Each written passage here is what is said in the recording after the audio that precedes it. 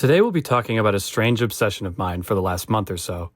I want you to imagine an MMO game like RuneScape, but all the towns are user-generated and the world is fully customizable. Those of you who are particularly MMO savvy will think of something like Albion Online. You'd be mostly correct as well. Albion Online has many of those core aspects, but it lacks truly user-generated content. I'm not hating on Albion Online, but I put plenty of time into that game as well, and I enjoyed it for a while. Lately, I've found something that scratches more of that long-term MMO itch without the restriction of being a deeply entrenched decade-old game. Today's game is Bitcraft Online. It touts itself as a true single-world MMORPG with a cozy community-first focus set in an ancient land. Bitcraft invites players into one shared world where slow-burn progression, idle-style experience, and long-term goals shape your legacy. And yeah, I'd say that hits the nail on the head. So let's talk about it.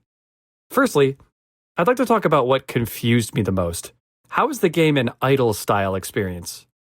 This didn't make sense to me in a fully explorable 3D world, especially since I've been playing Melvor Idle, which is just RuneScape distilled down into an idle game.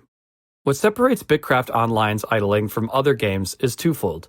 One, you have to be logged into idle, and two, you can only idle for as much stamina as you have.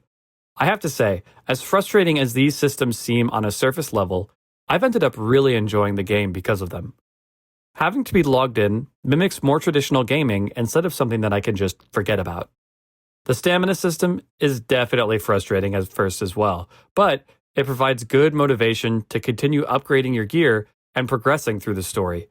These guide you to interacting with other systems either through crafting or through the market, which I'll talk about a little later. So how does the game work, you may ask? You're dropped in on a random spot in a random continent on a large world. The current world is made up of 9 continents, each with its own server. You can travel freely between them at any point using teleport points, which regenerate passively, or you can just sail the distance yourself. As you might expect, the game revolves around training skills and crafting. It really is as simple as clicking on the resource and collecting it, taking it back to a crafting station, and refining it until you've reached a finished product. Each of these actions require a specific amount of effort to complete, excluding gathering, and the amount of effort you can exert in one sitting is based on your tool and the amount of stamina you have. While working on a task, you don't have to interact with the game at all until the project is done, or until you run out of stamina. If you run out of stamina, the task can easily be continued once your stamina is recovered. The game world is made up of distinct biomes which host a large variety of different tier resources. This means that travel is required to gather all the resources you need in your journey for higher level gear, at least a little later on. This also leads into towns. You're going to need somewhere to put your stuff away, rest, and craft all your future clothes and tools. Fortunately for you, the world is filled with player-made towns of all shapes and sizes. Towns level up in a similar fashion to the way players do, except they take significantly more resources and effort to level.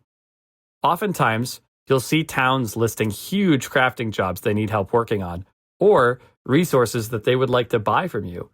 When it comes to shared crafting jobs, these allow you to AFK XP training with the trade-off that you don't receive any of the goods when the job is done. Each town is also outfitted with a teleporter and a market if they've made one.